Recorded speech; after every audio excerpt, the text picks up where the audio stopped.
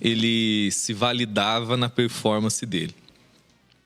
E isso não é uma questão sua, isso é uma questão do ser humano. Nós lidamos com dimensões diferentes, com caricaturas diferentes com essa mesma questão. Eu não estou imune a lidar. A gente pode lidar com faces diferentes, mas a questão está acontecendo o tempo todo dentro de mim.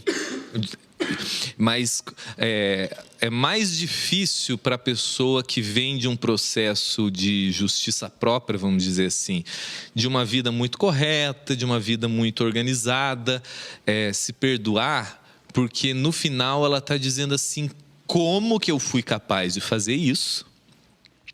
E porque é difícil para a gente se perdoar, porque eu estou dizendo assim, inconscientemente, eu tô tendo que admitir que eu não era tudo aquilo que eu imaginava que eu era. E eu tenho que reconhecer que para eu me perdoar, primeiro que o fato de eu ter que me perdoar já é de uma presunção medonhenta. Porque perdão não é algo que eu, entre aspas, libero. É algo que eu recebo. Eu estou perdoado.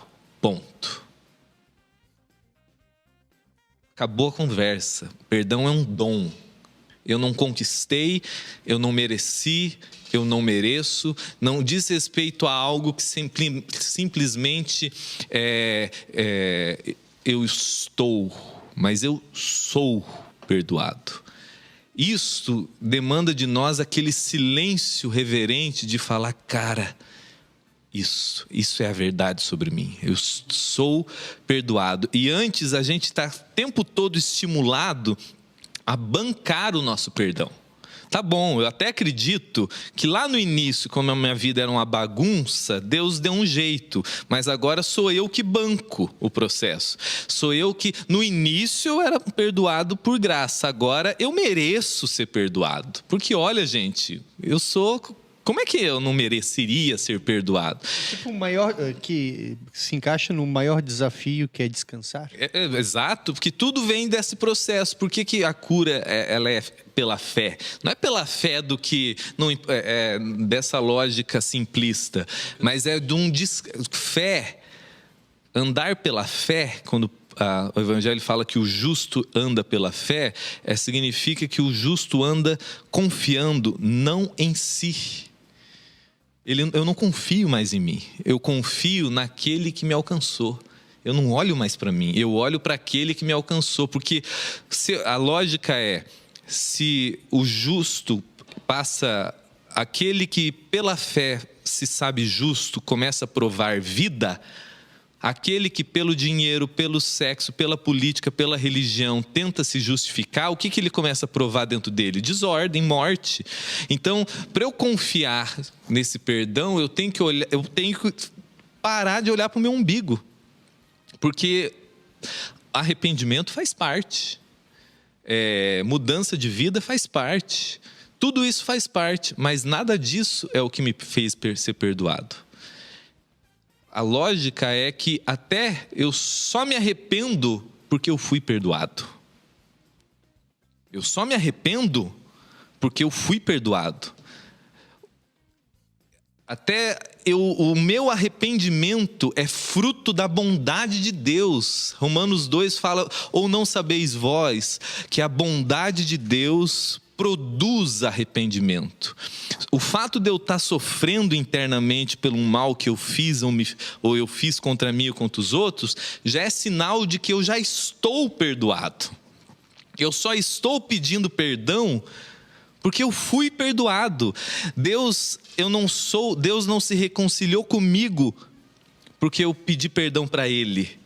Eu pedi perdão para Ele porque Ele se reconciliou comigo. Tudo provém de Deus, que se reconciliou comigo.